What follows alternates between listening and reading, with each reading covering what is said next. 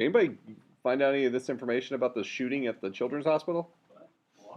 I just got some. I actually saw that. They just said one man wounded, apparently. I just got a breaking news on USA Today about shooting at Wisconsin Children's Hospital. Where is that? Honestly, it wasn't a very good shooting. It's in Milwaukee. It's right across the street from Wisconsin Medical College. I'm trying to think of their restaurant. It's a steakhouse. You would know its proximity to the steakhouse. I would. That's how he maps out the world. As well as steakhouse. Navigate by restaurants.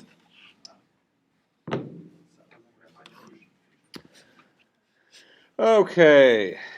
So, what were we supposed to do for your homework? 5-minute one. Yeah. Was it in Simon RKT? Was it in this?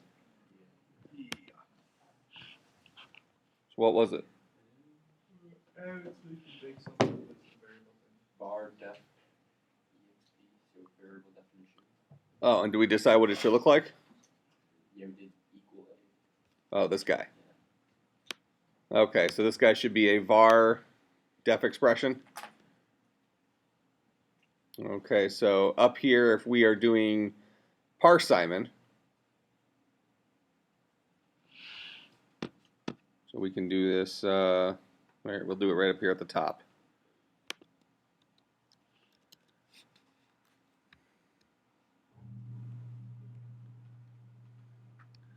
If EQV car expression is equal sign,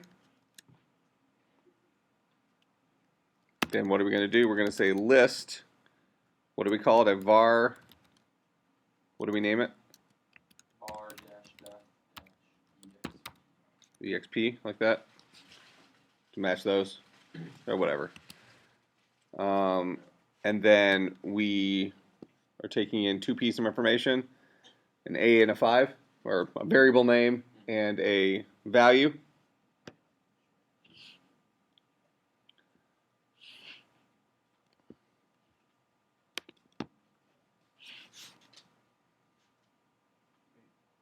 Where am I? There we go. There we go. So, and do we decide we're going to put those in their own list? That seems to be the way we've been doing everything else, right? So, list containing the car the cooter, EXPR, and then the car of the cooter, EXPR. Like that. So that's what we needed to add to parse Simon. So that takes something that looks like this guy and turns it into something that looks like this. Var def exp A5. That's what that produces. Make sense? Okay. Then we need to undo that and unparse Simon.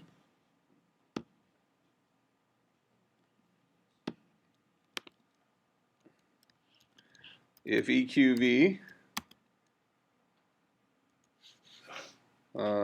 var def exp, man, that's the first time I've done that. Totally backwards. Is that early onset dyslexia? How do you spell onset? I think it's actually dyslexia. Var def exp. Dev. Huh? He's losing it. P expression. Okay, so if I'm looking at something like that, what am I going to boil down to? I'm going to boil down to a list containing an equal sign Then if I take the car, well here, let me do it this way. So it's an equal sign. Then I need the, so this thing might look like this, var def exp a5. So now I need to get the a, and I need to get the 5. So if I take the cooter of this guy, I'm left with that list, right? And then if I take the car of that, I'm left with that list. And then the car of that. So I need to take the car of the cooter. Gets me the A.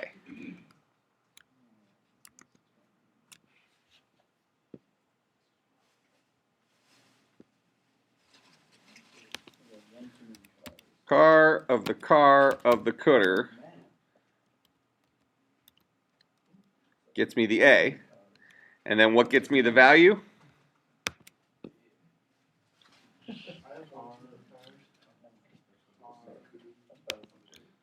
Okay, so if I take the cooter of this guy, I get that list. If I take the car of that list, I get that list. If I take the cooter of that list, I get that list. And I take the car of that, I get the 5. Okay, so I need the car of the cooter, which will give me the list A5. And then I need to take the cooter of that and take the car of that. The cadatter.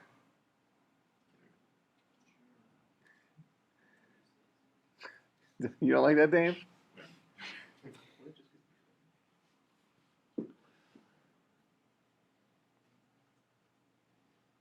So if this is my list, the cooter of that list, well, actually, hold on. If this is my list, the cooter of that list gives me this guy. The car of that guy gets me that guy. The cooter of that guy gets me this guy. And the car of that guy gets me that. That make sense? The cadatter.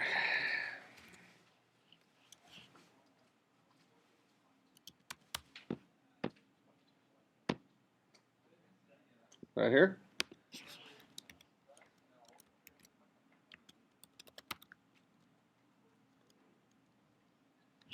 Okay, and that's it. That was your homework assignment. So now we should be able to test this.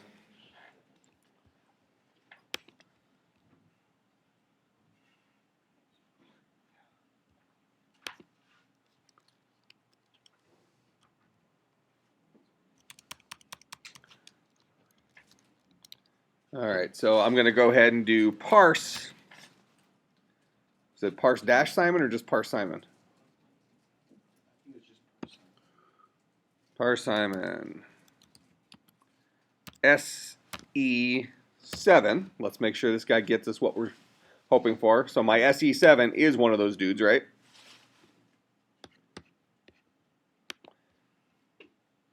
Oh, doesn't like that function? Killing me. All right, let's do this the stupid Dane way. It's cool. All right, so we're gonna do it. So we have something like this. We have a var def exp list a5. That's what it looks like, right? So what we're gonna do is we're gonna go ahead and we're gonna take the list ref. Is it the position first, then the list, or is it the list and the position? I think it's the position first. List and then the position. It's the list and then the position? Are you positive? Yeah. Okay, so we want position 1 of, it's going to be P EXPR, right? So that will get me this guy. List is list, like the list will be full. Isn't that what I said? No, that's what you said. Everybody shut up. All right, so this is the code I'm going to put up there. So that's going to get me this guy right here, right?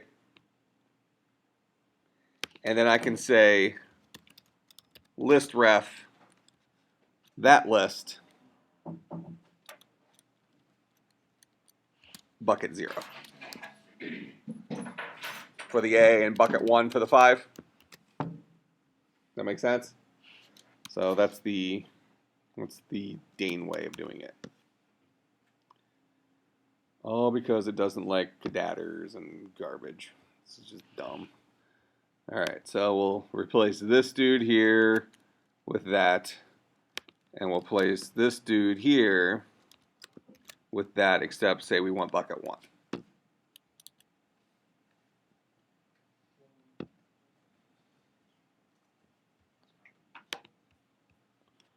Alright. So here's our var-def expression with A and 5. So there's evidence parse Simon works, right? Then if we call unparse Simon on the output of parse Simon, unparse Simon, we should get back to our original equals A5.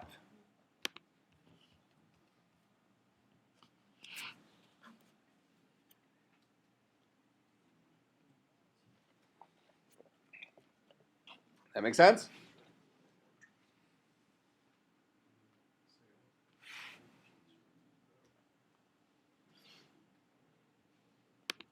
So if you're looking to copy this down,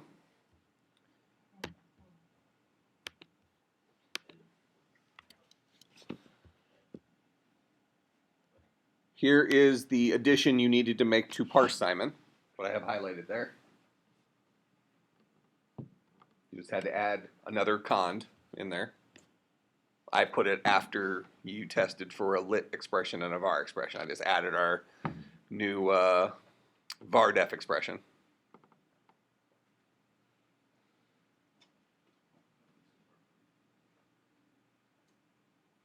Does that make sense to everybody? That one? And then for unparse Simon, we have this cond. Here, can I kick this whole thing over?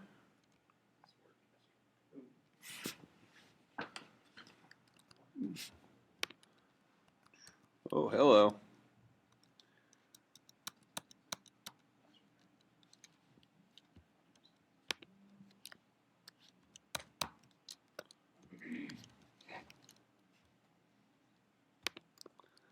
Just trying to format it nicely for you. There.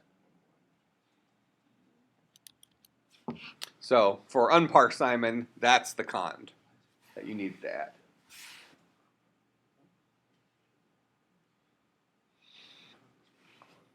And these are our list ref things. So when I took list ref of the thing, that gets me my list. The list A5. Bucket 0 of that is the A. Bucket 1 of that is the 5.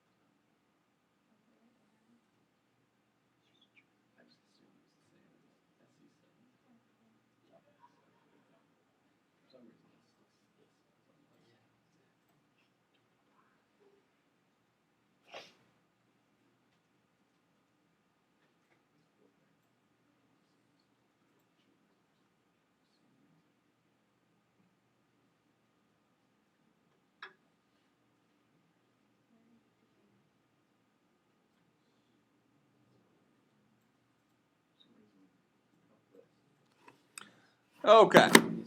Make sense? So that was the whole homework assignment. How many people got that done and working? There's one small thing. One small thing. For some reason it puts the 5 in its own list. I don't know why. What's wrong? It's there. It's the right number.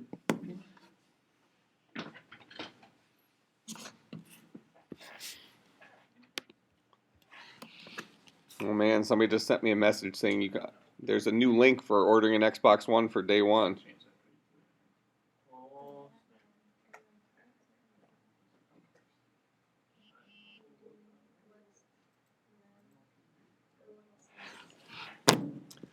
Okay. So now that we have the ability to define a variable, that is, we have the ability to say a equals 5 like this. Now we can go ahead and use our ability that we wrote last time to resolve a variable. So remember we were writing apply expression last time, right?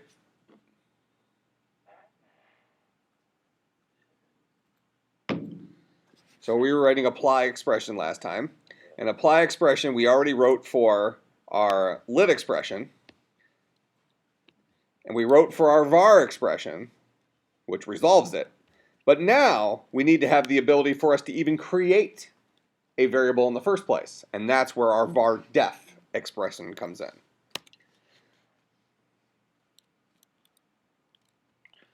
All right, so I'm going to create, let me kick that down a line there. I'm going to create a EQV car of Basel is a var def expression. Now what do I do if I see a var def expression?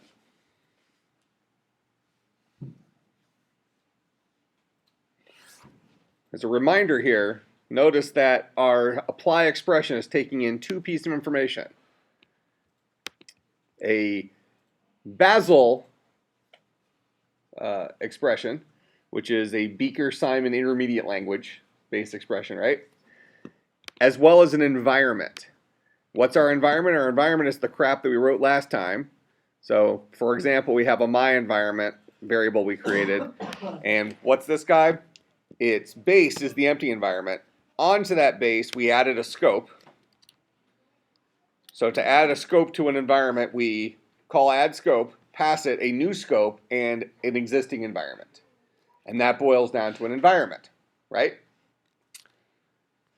Here is where I call add scope to add even another environment onto the environment created for my first add scope. That make sense? So, in apply expression, if I see something that is a var def expression, what do I want to do?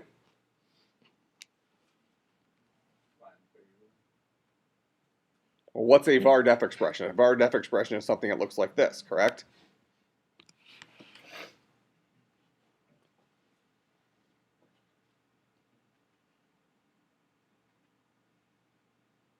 So if I see equal A5, what do I want to do with that?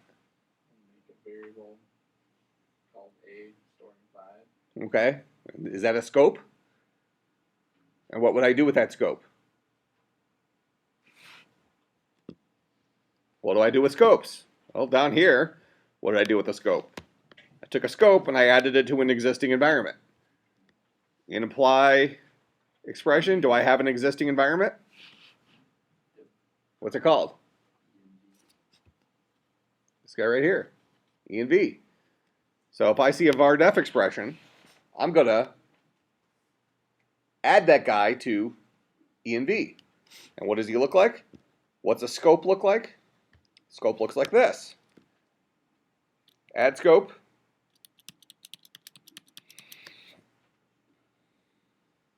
Passing it a scope, which is a list of two lists. So it's a list that contains really contains 0 or more two lists, where a two list is a variable name and its value. So how would I create this scope? How would I create that for our current environment?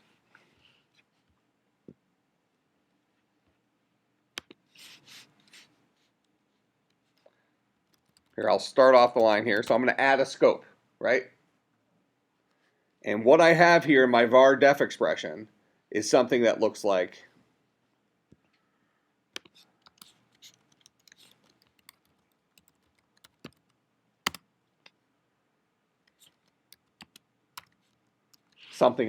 that. That make sense? So any questions about that? That's what a var def expression looks like in Basel code, Beaker-Simon Intermediate Language. Any questions on this one, this part? I'm about to have you do a quiz, so ask questions. Do all that. Okay, this is what it will look like. If I am inside of apply expression and I get this to be true, that means I'm looking at something whose car is var def expression, which means I'm looking at something that looks like this. That make sense? And what do I want to do if I have a var def expression? I want to add it to my current environment. And I do that by adding scopes. And how does add scope work? Add scope works by calling add scope, passing it a scope, and passing it an existing environment. Where a scope is a list containing 0 or more two lists, where a two list is a variable name and a value. Make sense to everybody? Go ahead. So just add A5 or add the variable depth expression A5? You tell me. Do you see anything that says var def expression in here? No. Just going to add the A5. A variable name and its value. That's what gets added to an environment, right? So everybody take out a piece of paper.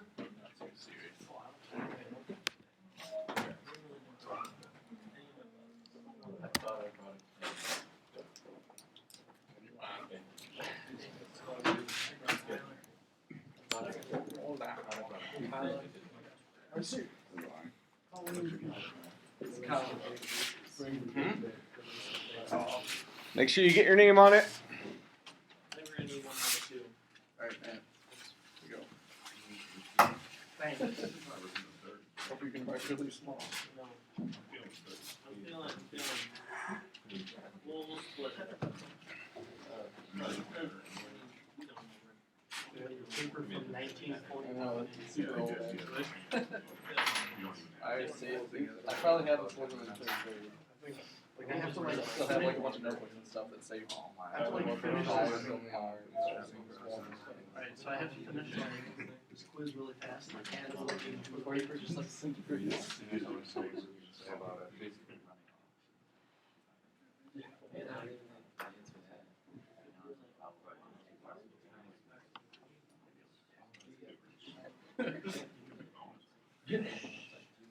Oh, and that shooting at children, I guess it was like a wanted felon or something like that.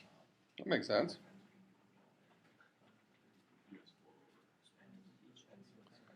All right. Make sure you get your name on it. Write that add scope line. So what I have highlighted there, finish that line. I only need that one line. I even have all the parentheses in there for you, Dane. So your opening and closing well, no, hold on. I don't have all the parentheses. I have the opening and I have the closing parenthesis in there for you. You got some opportunity.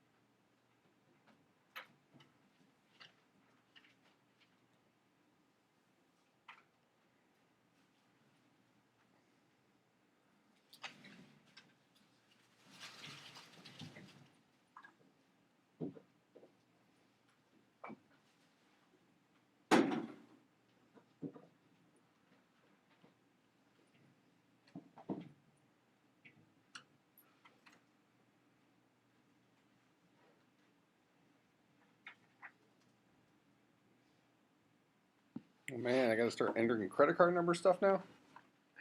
For my Xbox One. I'm doing that right now too. Or you're everybody relax, Got man. a Mountain Dew bottle. Finish your quiz. Like on that thing, how many points? Do you have any points there? No, I just listen to this. I've been looking at it, the lows have been going for about 32,000. Right now I'm at about 32.5. Ready for your vodka holiday? Huh? You gonna smoke your barbecue today? Probably not. Ooh. That's fine. Yeah, that's I don't need it to be good. they're between Probably gonna suck. our time, 8 PM and It's 1 gonna AM. actually be 10 They're minutes. giving away. Probably not. Every 2 minutes. Here's a slacker. Maybe 9:59. I'm not sure. So stop for a second short. So you're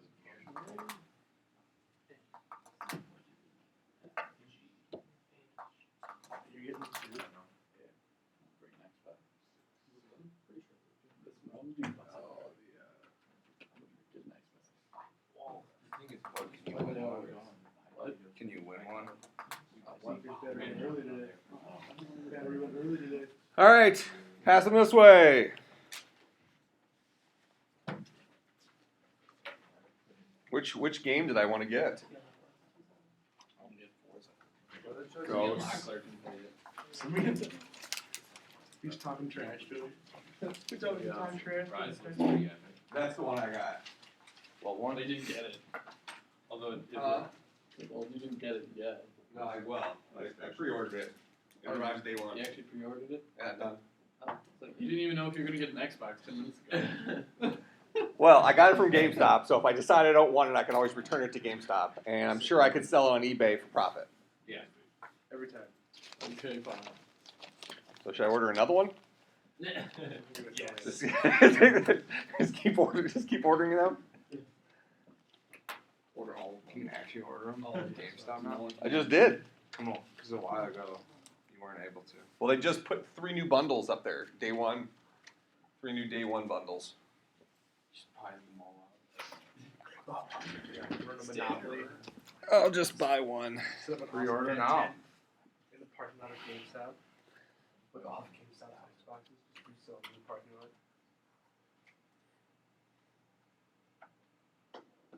They don't have any used ones left yet. Used ones? I mean, I know.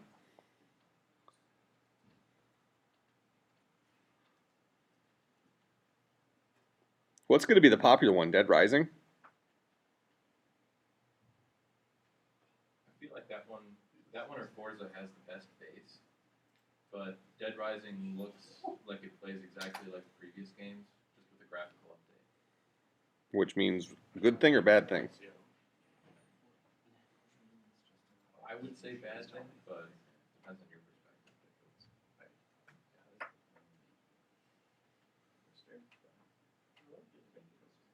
So do I order a second one to sell on eBay? They donate it to the department? Yeah. Yeah. Yeah. Donate. Call them.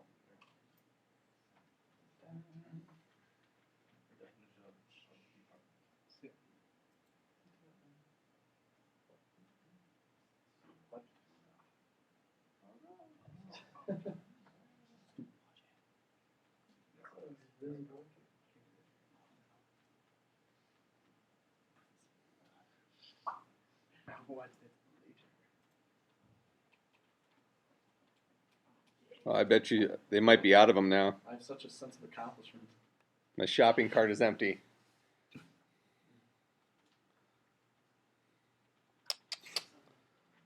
Man.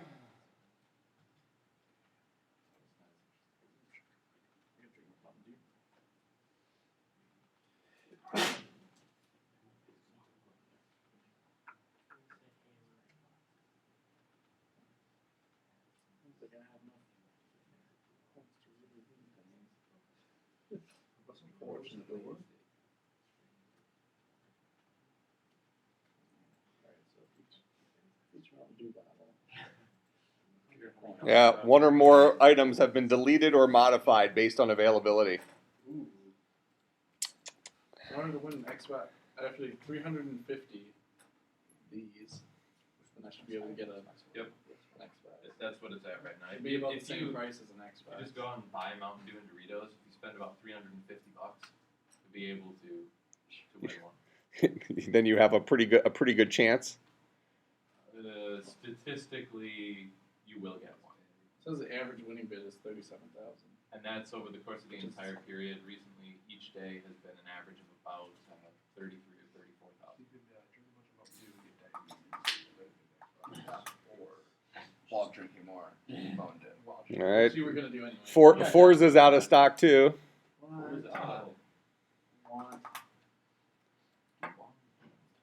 Let me try It's the only the. way I can afford to win an Xbox.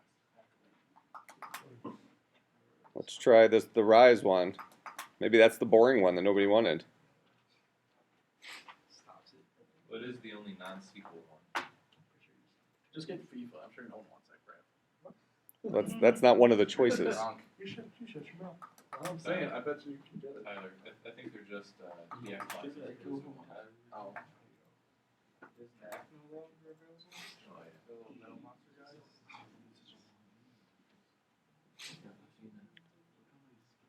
All right, let me finish this checkout. It looks like I can get the Rise one.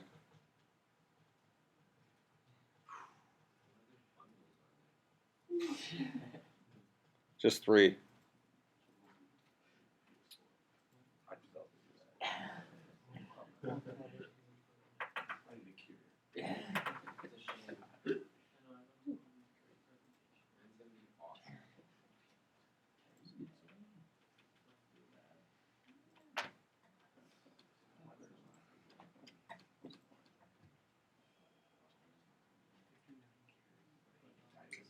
See.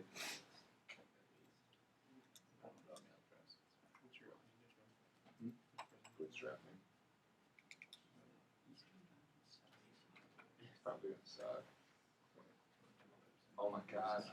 Good. 56? 660. 60. Dang, how much did it say it cost? What are you even talking about? Xbox One covered in carrot gold.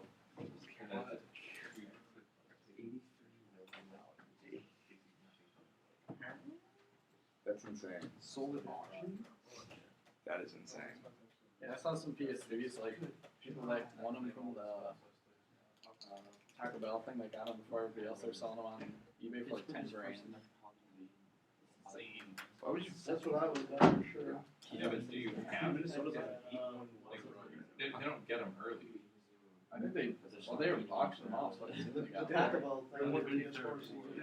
Yeah, the Taco Bell one they already got.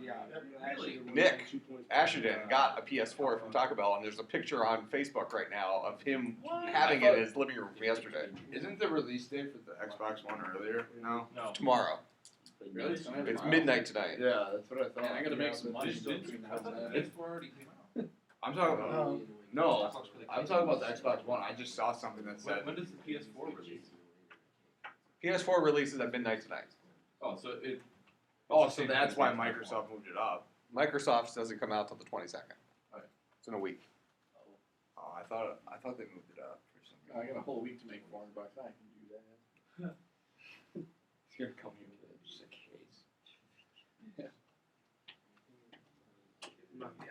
Just need to sell my car. First gen. Oh, that sucks. One per address. Ooh. Oh, You you need know, all you your have a lot of addresses. Ship it here. addresses available right Ship here. it here. So it was like, I'm gonna All tell you your what addresses. I need everybody's address right now. 5% extra credit. It's actually weird. I wonder why they wouldn't. So that people like you can't buy more than one. Doesn't matter to them. They're still gonna make money. It's true. Yeah, but it's not fair. Okay, Life's not fair. so let's look at this. So, anyways, for add scope, what are we doing? We are adding a scope that looks like this. The scope is going to be a list containing a to list. Well, I have something that looks like this. Where's my to list? Right there. Okay, but isn't the cooter of this guy the list containing a to list? Isn't that exactly what a scope looks like? Okay, so we're going to. Where am I at here? I'm lost. I'm scared. I don't know what to do. So I'm going to add scope cooter Oh yeah, we're wrong. Damn it, they were both. Basil onto ENV. Oh, wow. I only screwed up on the I had data to pay part. over That's all I screwed up on. I already forgot about the whole entering in the environment you want to add it to thing. Totally spaced that. All right, how many people got this right? Dane? Nothing?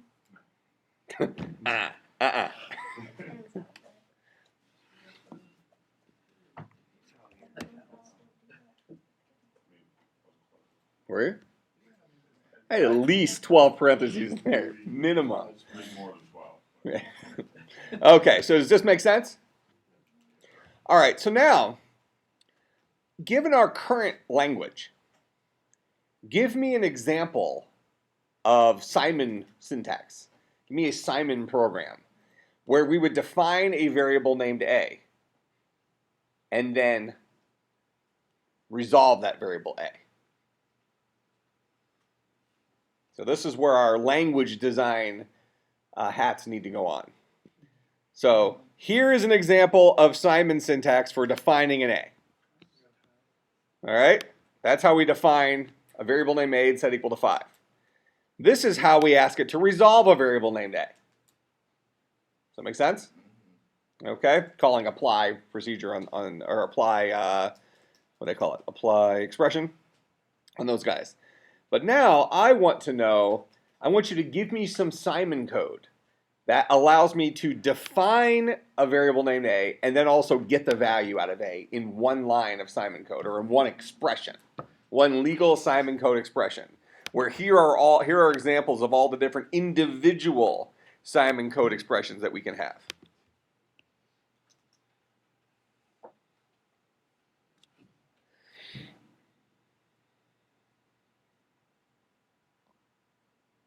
Can you repeat that, please? I want you to write me an expression in Simon code that allows us to define a variable named A, set it equal to 5, and then somewhere else have A boil down to its value. So that means I need to have a var def expression as well as a var expression in one Simon expression. What would that look like? So here I'm gonna define SE8. And I want, huh? You skipped 6. Purposely. Oh, you weren't here. That's right. I was here Oh, you were actually. here. Okay, so I want to define SE8 to be, shut up. I can't concentrate without 6.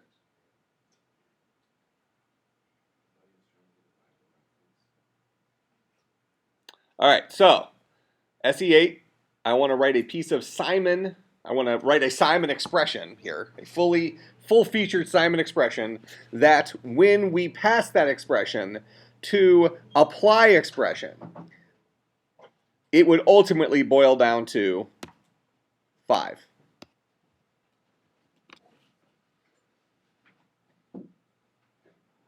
Which means I'm going to need to write, I need to do this. If I'm doing this, if I was writing the Java program equivalent, so instead of using Simon language, I'm using the Java language, I need to write this.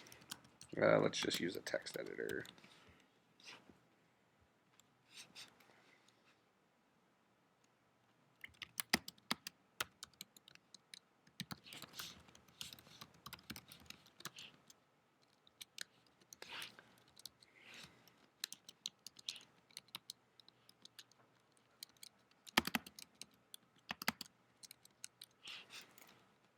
So do I just put it inside of main?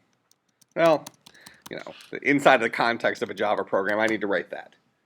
A single expression that has 2 parts, minimum of 2 parts. One part defines a variable named A, gives it a value, and another part actually uses that value of A.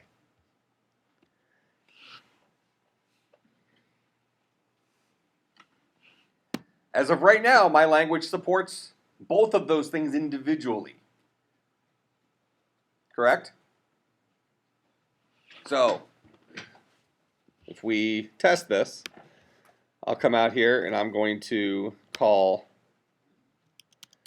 parse Simon on SE7, and then I will call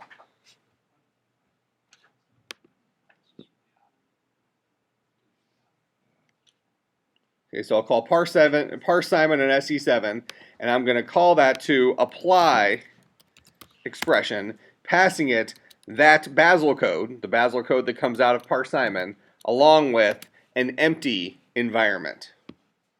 We have something called the empty environment as our starting point.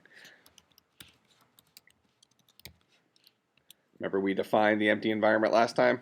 Up here by our environment, guys. The empty environment is just the empty list.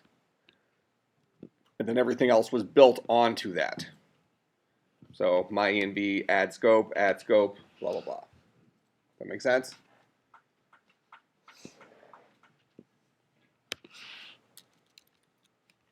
Okay.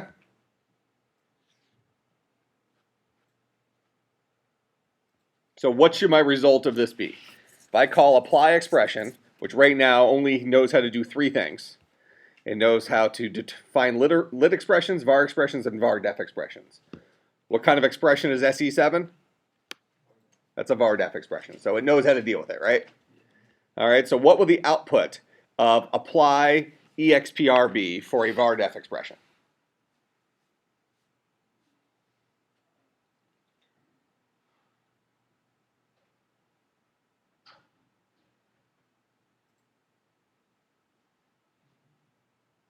I'm showing you the code here. What will the output be if I'm in this guy? It's not a guess kind of question. It's a read the code kind of question. No.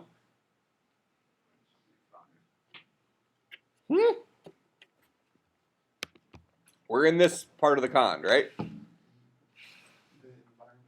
The environment produced by adding a scope. Okay, 2 very different things. Adding scope constructs an environment. It takes in a new scope as well as an existing environment and boils down to a new environment.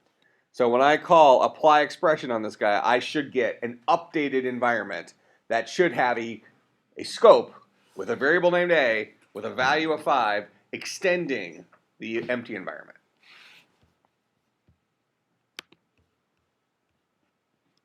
Oh, hold on, I didn't finish writing that line, the SE8. There we go. So here is our environment containing a single scope where that single scope has a single variable, a to list, where the variable name is A, the value is 5. That make sense? All right. Similarly, if I call the same thing on SE2, what will I get? Well, here's my apply expression. I'm going to try to resolve the variable A in my environment. And what's going to happen? When I call resolve var, here's my code. What's the output going to be? If I resolve var looking for an A in the empty environment, what will my output be? How do you know?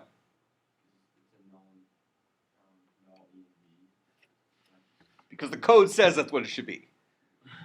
See, I'm looking out to the audience here, and when I ask these questions, people are like thinking, like up in their head, like what should it be?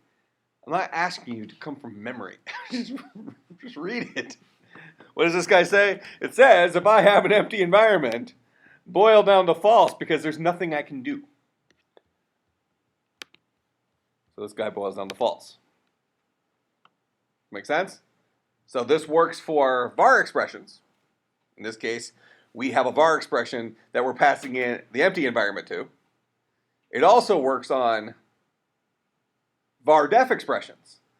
But I want to give it an expression that defines a variable and then uses the variable in one expression. I want to be able to define a variable named A, give it a value of 5, and then use A later on in the expression.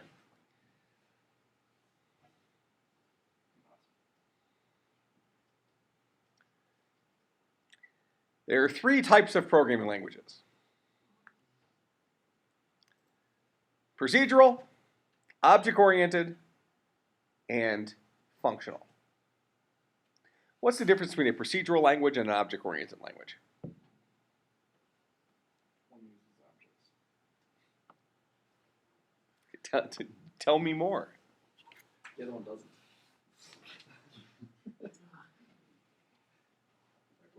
What you would use a struct for the procedural language, you throw into an object in an object-oriented language. Okay, that's not necessarily that's not an incorrect statement, but I don't think anybody in this audience knows what a struct is, minus maybe a couple of people. Go ahead. Well, procedural language is like sequential. I mean, not necessarily sequential. It can jump around, but it doesn't have the concept of calling methods on objects that an object-oriented language has. Okay. Well, I like the starting point there. I like the starting point of it being linear. You know, so you start walking down a line, boom, boom, boom, then you jump from here to here based on a linear movement. Now, so let's kind of combine what you said to this idea of structs. So in the early days of programming, we just had C, which is a procedural language, and they started saying, hey, you know what? We kind of sort of need to have variables that could hold more than one thing. Well, that's an array. Yeah, but arrays are kind of hard because we need to remember what each bucket of the array is actually holding. Like bucket 0 holds the name, bucket 1 holds the address, bucket 2 holds, you gotta have to remember, you know, you have this like weird code of where all your values are stored within this array. Well, so a struct was kind of the gateway drug to object-oriented programming languages. So a struct allowed us to have a single variable with multiple fields, multiple values associated with it.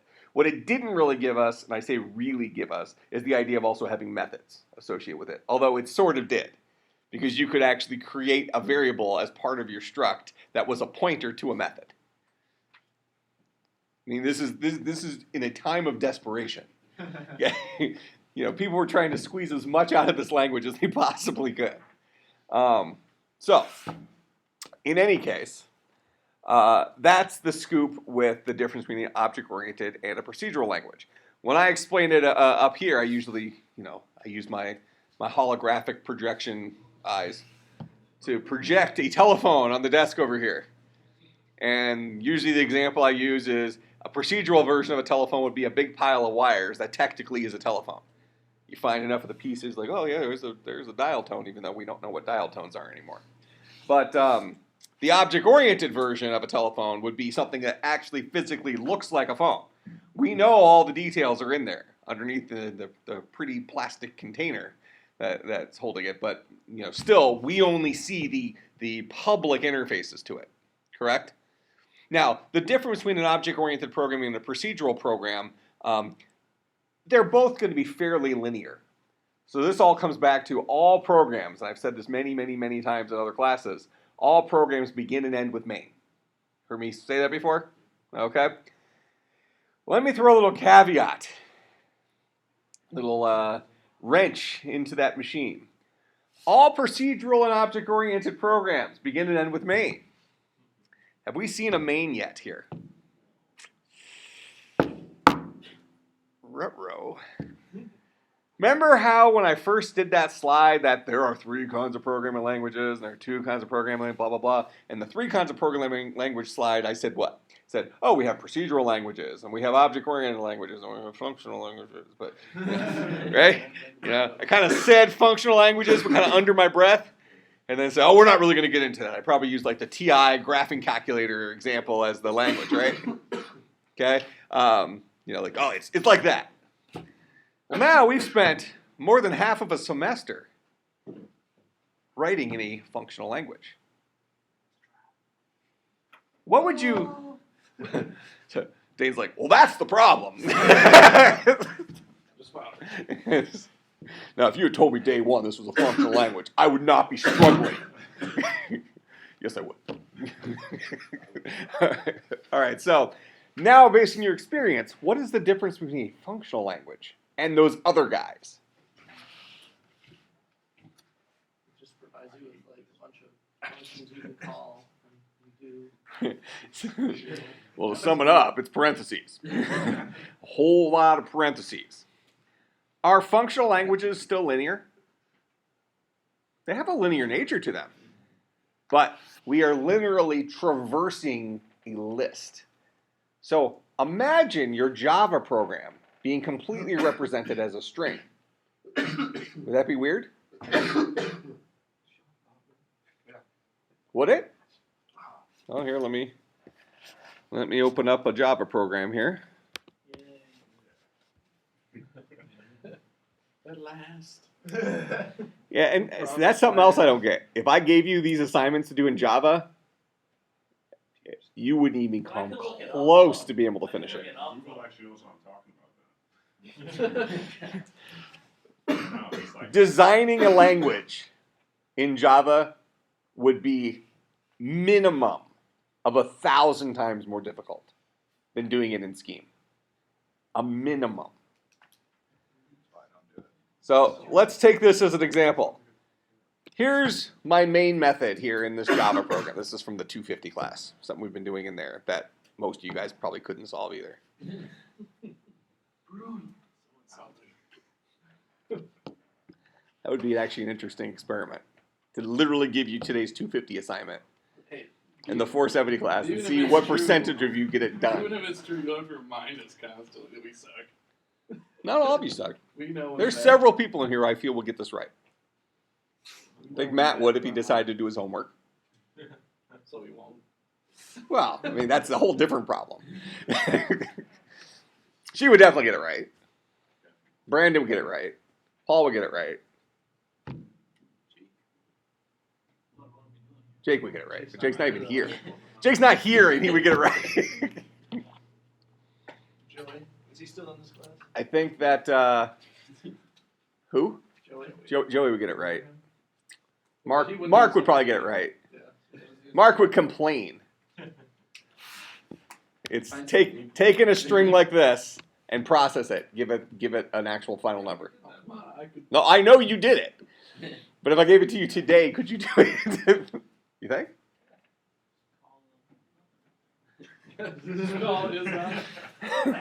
Yeah, the method's down here, and their assignment was to finish writing it. So it's just a starting point there, Skippy. Actually, I think most of you could probably do it. All right, so in any case, let's just say that's our program. Let's say that's our expression. Okay? So something I just said a few minutes ago is that what if this guy was just a string? So let's say you're writing the interpreter for Java. So let's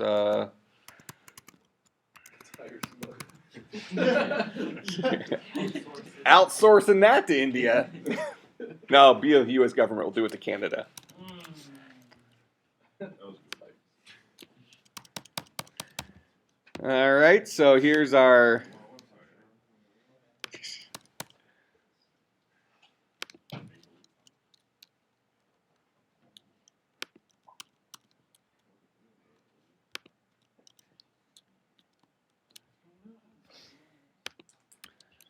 There you go. Oh no, it's a new string. There's your expression, your Java expression, as a string. That's how the Java, we'll say compiler, but it's kind of a halfsy, weird interpreter thingy. That's how it reads that in. So what if I asked you to take that and turn it into, I don't know, Bazel code, the equivalent of that?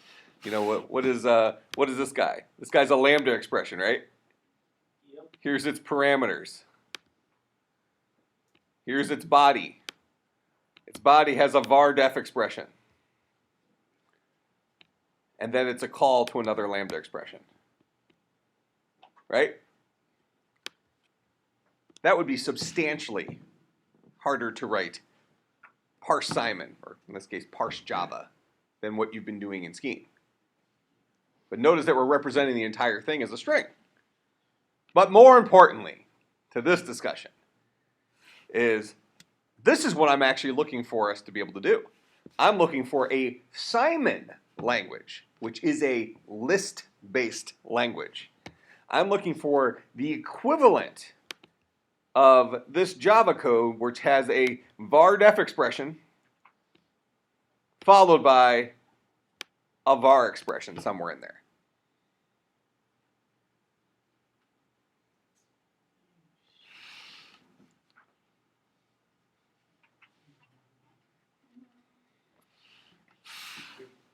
How do I do that using my current Simon language? We just spent all this time building in this concept of a var def expression, yet we have no way of actually defining a var and then using it. We can define a var. We can use a var that's never been defined. Can't do both. Can't. Why? Because it's not a procedural or an object-oriented language. The linearness of it works differently. You don't do this function, then this function, then this function. You do this function, which is a call to this function and this function, which is a call to this function and this function, which then calls recursively back to this function. So ultimately, everything just boils down to a single value. Do Java programs boil down to a single value as we're running them? No. We might have lots of things that it boils down to as it's running, right? You print out a couple of things on the screen, you do some math, you print out something else, and so there are pit stops in the middle of a Java program. In functional languages, we don't have that. We have a final answer, a final value. So how do we adjust our language now to support this idea of a var def expression?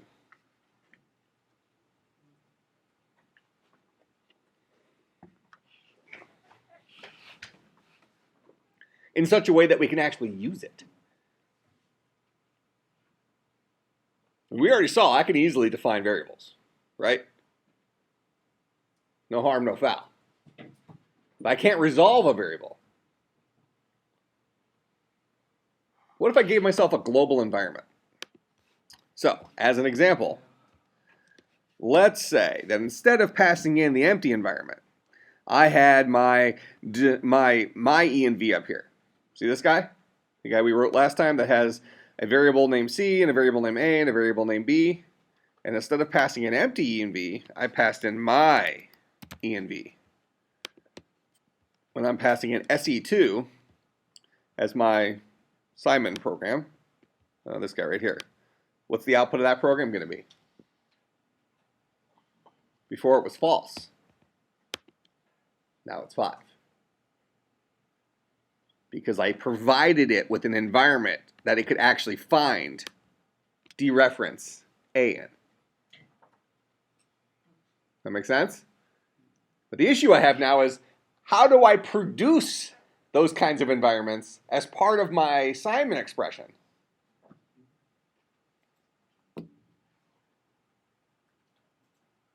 We have a limitation in our language. Our language isn't anywhere near expressive enough. Even think about this giant parse Simon expression up here. This guy. So lots of lines of code for a scheme procedure, right? It's pretty legit for a scheme procedure. Okay? How many variables am I defining inside that entire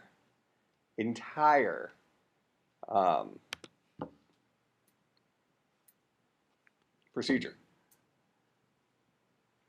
Go ahead.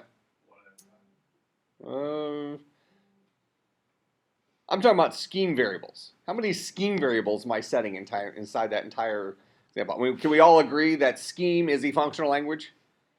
Can we all agree that the scheme functional language is a more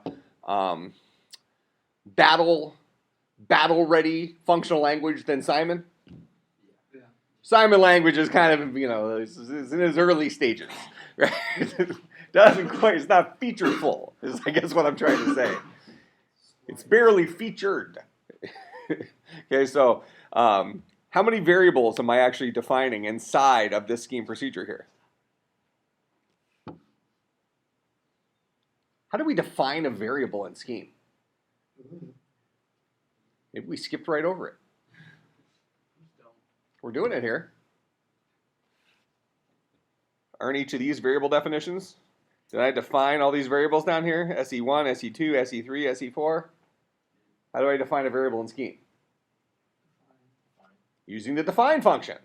How many times am I calling my define function up inside this giant scheme procedure up here? One time. Defining exactly one variable. What's that variable? Parse Simon. Can you redefine things? Sort of. Well, I haven't shown you that. But you can create a, so let's say we have a variable SE7. So let me just do this.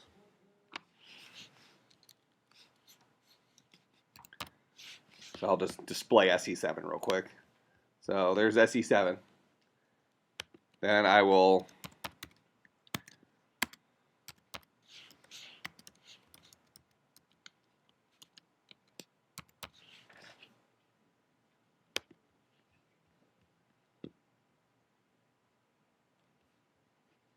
redefine. So here's SE7 the first time.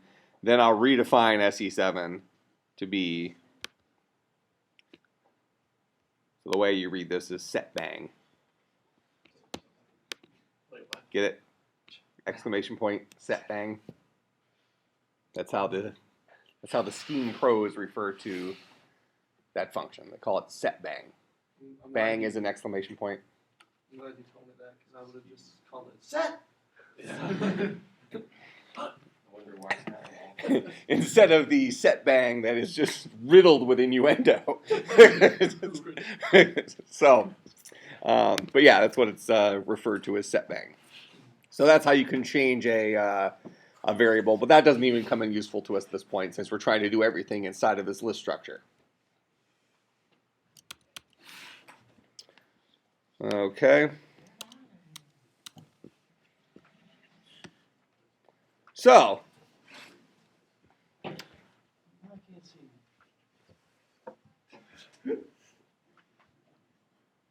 let me define something else here. Let me make sure this has no output. Okay, good. So, we get out at 225, right? Okay. So we're going to have to look at an addition to our Simon language. And it's something you may have actually seen in the textbook at this point, but I've glossed over by completely ignoring it up to this point because it actually makes things harder initially. It's more confusing initially. So we have something called a let expression. So I can say define blah to be a lambda expression that takes in, let's say, one parameter, a. And then we're going to create a let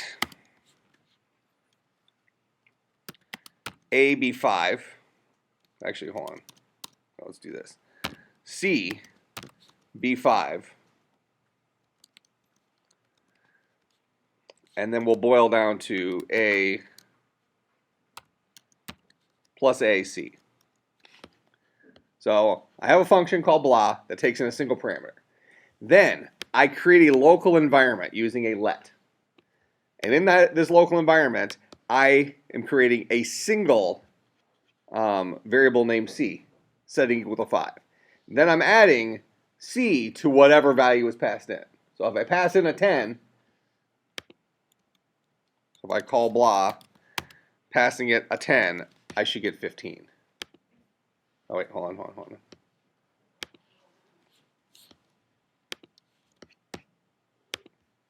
Right. Syntax for let, it kind of works like our variable environment, which is why I chose our variable environment to work that way. So similarly, I can create a second variable here, d9.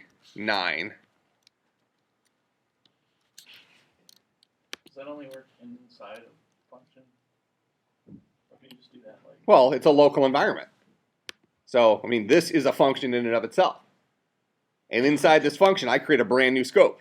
And that scope governs the body of that function.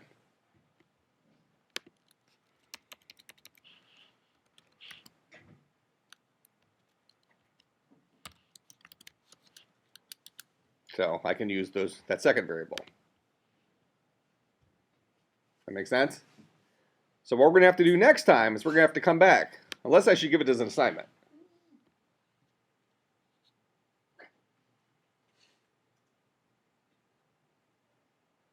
So what are you actually asking about that? Well, what am I doing? Let's just assume this is a method. Lambda is an unnamed method, right? Inside that method, I'm defining two variables. C equals 5, D equals 9. Yet that method also, so the Java equivalent of this would be this guy. Since this guy boils down to an int, we'll say it's int. Method name blah takes in an int a as a parameter. Then inside here, I create an int c. What did I set c equal to 5? And an int d equal to what? 9. And then what did I do? I did a return d times c times plus a. There. The parentheses are getting you. Look how much better that looks. That's the equivalent. That make sense? So I created a local environment here through a let. So what we're going to have to do next time is we're going to have to come back and redefine our idea of a var-def expression. Because a var-def expression is actually a let expression, which helps us define a scope. Make sense? All right. I'll see everybody on Tuesday.